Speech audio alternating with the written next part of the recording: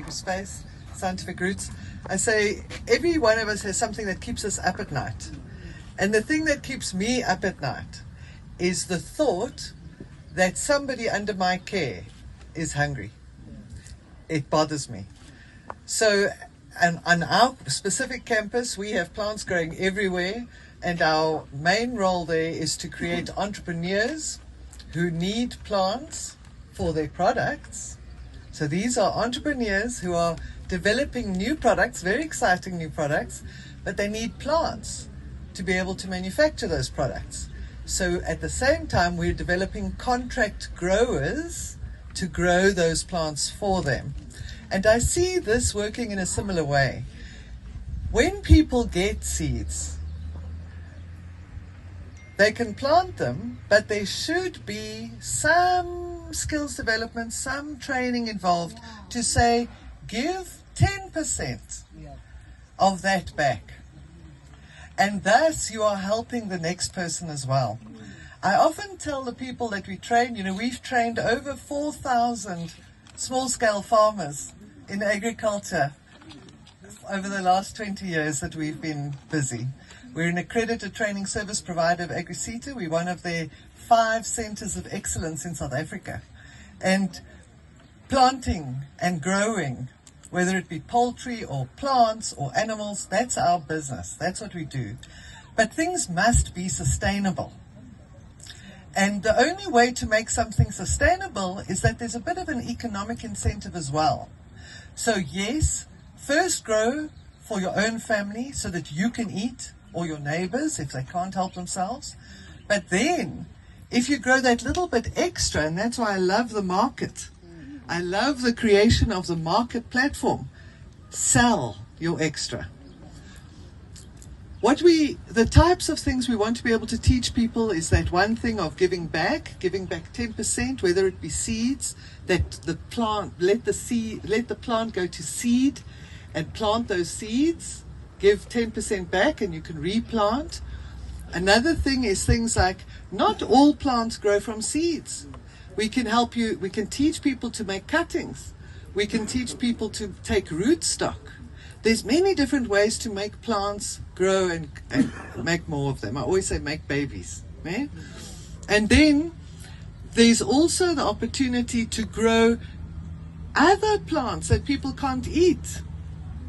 We were talking about flowers and grass, but there are some really interesting plants. Many of you will know them, some medicinal plants, some indigenous plants that don't need anything. They don't need fertilizer, they don't need food, they need little water, but they are being used in products. So you can have some of your patch, you can grow vegetables, some of your patch you can grow these other plants, and then also the people won't steal them to eat them because they're not edible. They're not toxic, but they're not edible. And with that bit of your patch, you can make some money. That you can go and buy your meat and your eggs and your bread. Also, we want, let me just say, at the moment, 80% of the learners that we are training in plant production are disabled learners here from Kokstad. And I want to thank Kaya. Where's Kaya Korile? Hey. I want to thank him because he has introduced us to an incredible group of people. These are people in wheelchairs, people with crutches, people with diabetes, all sorts. You must see their stuff. You must see them grow. And we've created really clever ways of helping them. Some of them cannot reach down. Some of them cannot bend to work at this level. So we've made tables that they can just stand, or they can sit in their wheelchair and they can grow. Small beddings that are raised for them. So scientific roots, the contribution that scientific roots can make and AgriBioTech, the incubator, can make is to teach people these clever little tricks. Things like how to use less water, because we know water is a problem. But in this environment, we have a lot of water in spring and summer. We have no water in autumn and winter. But there's ways that you could conserve water. And the Department of Agriculture can also help. That's sustainable types of planting, the sustainable types of growing growing produce. And then I want to end with this, and I'm going to look by show of hands, and I don't want you to be shy.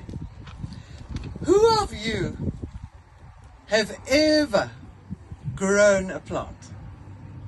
Who of you? We have hands there at the back. Have you ever grown something? Have you ever grown a plant? Have you ever grown a plant? No? You know, there's a lovely saying, thank you, there's a lovely saying, there's nothing as empowering and delightful as growing your own tomatoes. Hey, when that tomato comes out, you go, wow, my tomato has come. It's an empowering exercise. It makes you feel like you can do something great. And it's not rocket science. It's not rocket science. There's some tricks, there's some turns, but it's easy to learn. And when you see those plants coming up, oh, let me tell you, you'll be hooked for life. It's a very contagious thing. That's why aside from being a scientist, I'm also a gardener. Every weekend I'm in the garden, I'm cleaning, I'm weeding, I'm busy. It becomes addictive. And when you can grow your own food and feed your own family, you'll be hooked. So we hope that it will be not a disease contagion, but a poverty alleviation contagion that sweeps through the town, with everybody not only growing for themselves, but growing for each other, where everybody has extra that can be sold. Good luck. I think it's fantastic. We're all in. We'll assist absolutely where we can. You know we've got the tunnels. You know we've got the expertise. We're ready to help. But thank you very much for this wonderful initiative.